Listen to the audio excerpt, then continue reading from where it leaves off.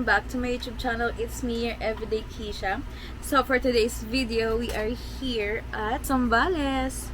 And I'm with Jack and Cristel. Sobrang gulo. Tangino mo, sana di ka nag-beach. Go! Pupunta na kami sa beach. Sisimulan tayo. Ikaw, beach, pre, nadala ko pa.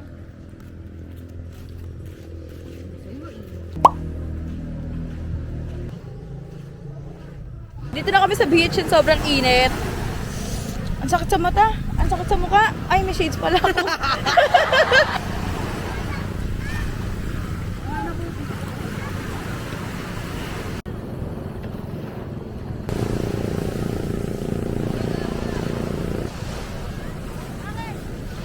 So ayun guys, kakatapos lang namin mag-picture-picture and then mag-rent kami ng ATV.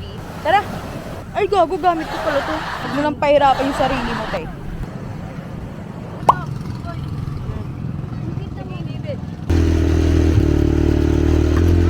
Magtiwala sa akin.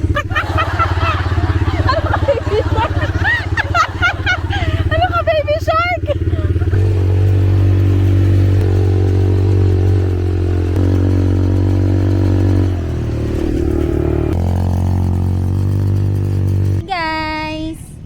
Welcome to Zambales! Ay, Zambales ba? Oo, Zambales. Actually, sobrang konti lang ng tao dito sa Zambales ngayon. Linggo, medyo quiet siya. Nga, walang tao eh.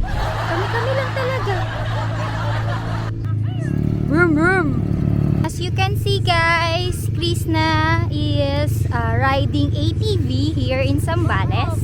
So ayun guys, kakatapos lang namin mag-ATV and then now mag-merienda kami. Hindi kami masyado nagbasa since bago pa yung tattoo ko. Bawal pa talaga siya ma-expose sa tubig alat. Oo, hawa ko, gusto ko ng malamig, gago. How much? Sarap. Merienda. So babalik kami sa kinain namin kanina na hindi ko na-videoan. Hi ate! We're back! Oh.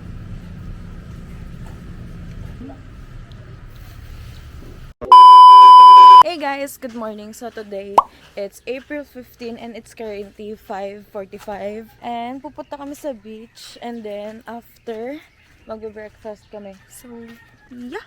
Ano pag na-broken? Nakubawa ng ganyan.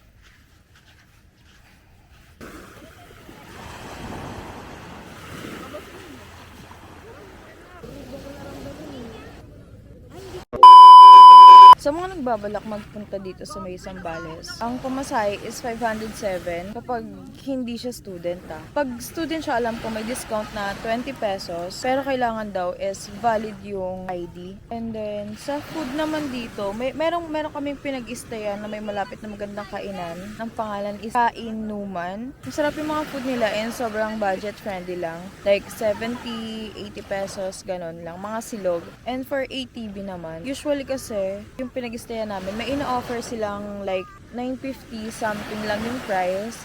Pero kahapon na nag-rent kami is hindi siya available. So, nag-rent kami sa ibang beach resort. Ang starting price nalaga nila for 1 hour is 1,200 pero tinawaran namin naging 1,000 lang for 1 hour.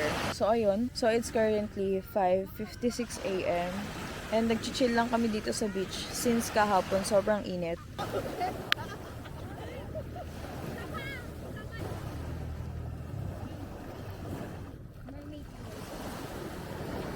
Time check! It's currently 6:29 AM.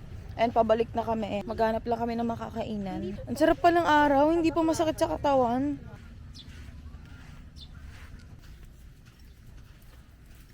And we're back. By the way guys, hindi ko pa pala nasasabi sa inyo kung saan kami nag-i-stay. Nag-i-stay kami dito sa Danum 2. And then yung nag-i-stayan namin is ano lang siya.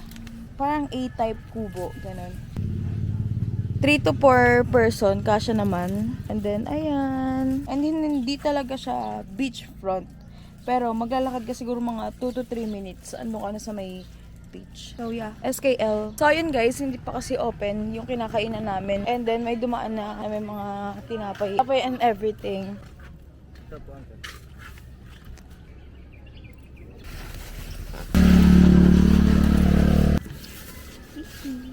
Thank you, kuya. Bumili ako ng ensaymada. Ano binili mo? Candy Cokes.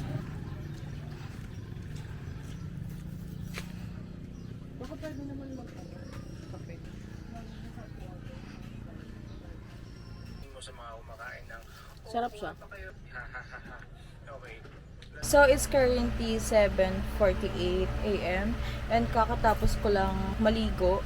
Mag-early check-out kami since hanap kami ng kakain namin for brunch bago kami umuwi ng Manila. And siguro sa bayan na kami makakahanap ng pagkain. Diniguan! Target lang. So, brunch lang kami guys. Currently, 9:14 a.m. Binalit ng tita niya. Tapos nung papaba